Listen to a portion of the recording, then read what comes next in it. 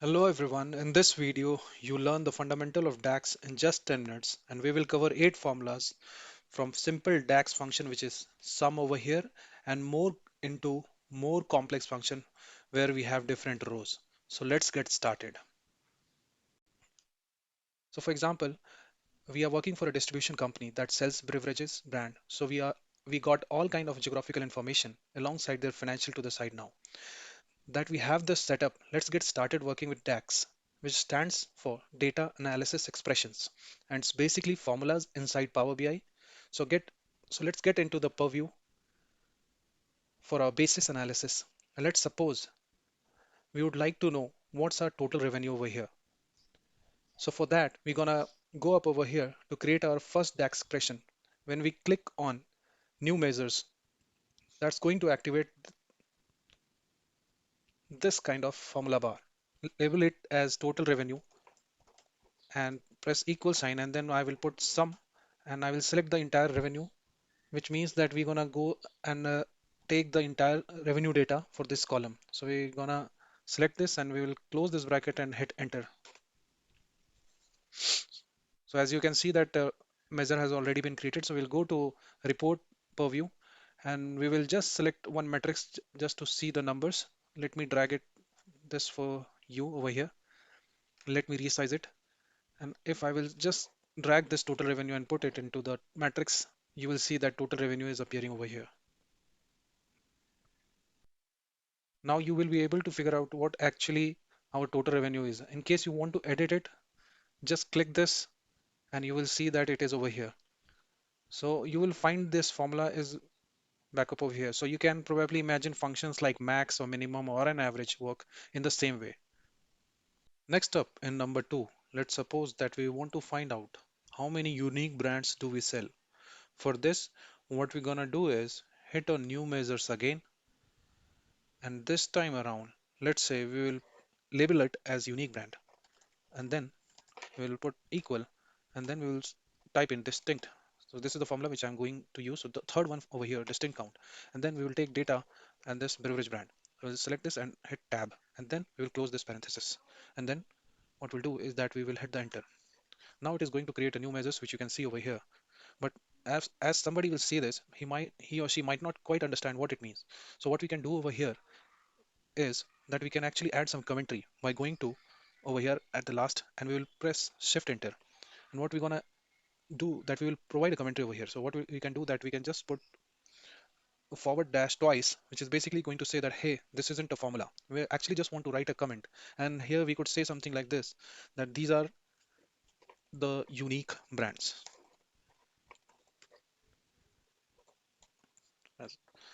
So it's not going to affect the formula at all. It's just a comment there. So we'll hit enter, and once you will see that this has been created. So what you can do that here is a matrix which we already have earlier. So what we can do, we can just drag this and put it in this. So you can see that this is a unique brand for this. So we are currently selling 6 unique brands. Next up in number three, let's take it up a level and create two functions within one measure. For example, we could want to find the profit, which is going to be our revenue minus our expenses. So for this, we're gonna click on new measures again, and let me label it as profit, and then press equal sign, and then we will put sum, and then we will type in revenue.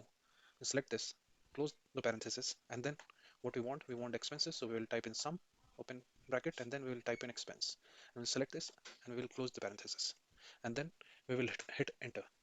So there is our total profit. What we can do, we can just simply drop this in this matrix and we'll see the numbers. So as you can see that our revenue is 6 million. Once we have our profit and revenue, we can calculate the profit margin, which is going to be the profit divided by revenue. So for this, we can hit a new measures again, and let's label it as profit margin percentage.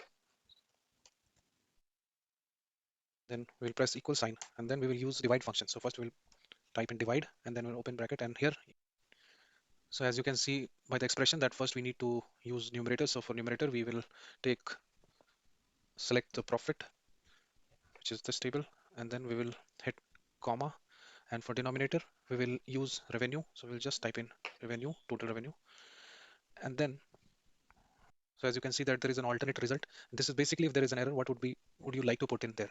So in this case, we'll just leave blank and we'll close this parenthesis and we'll hit enter. Awesome. Now we have the profit margin. So we'll just drag this profit margin into this matrix, and you can see that we have 79% as profit margin percentage.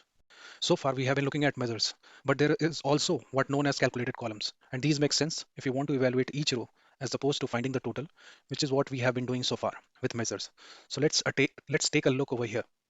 Let's suppose that we want to join two different columns. So we'll go into data tab, and then we'll want to join region and state and put them together into one column. For this, we can head to table tools, and a measure is no longer going to work because we want an entirely new column. So we are going to click on new column.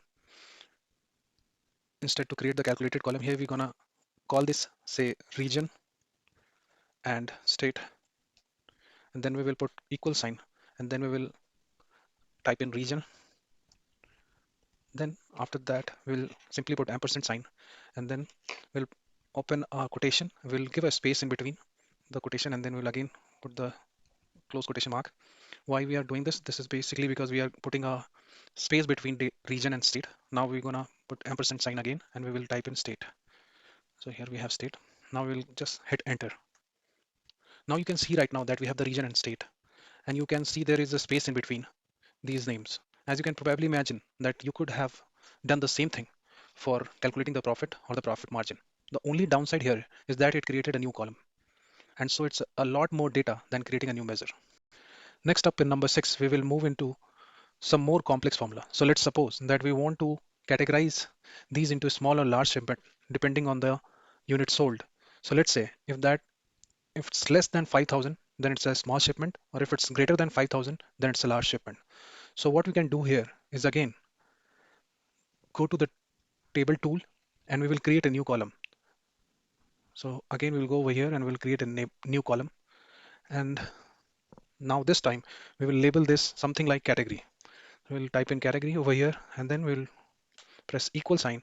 And then now we will use if function. So we'll type in if, and then we will hit tab button. Now you can see that first we have to mention the logical test.